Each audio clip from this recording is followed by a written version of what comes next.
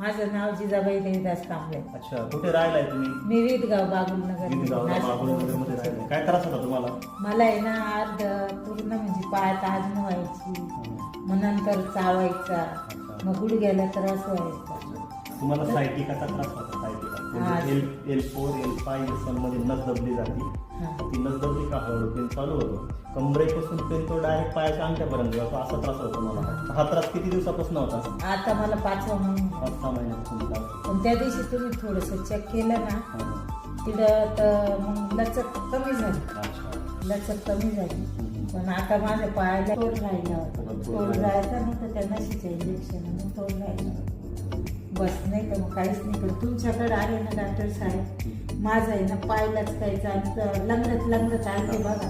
तर मी उतरताना जिना चांगली उतरताना उतरली, खाली उतरले.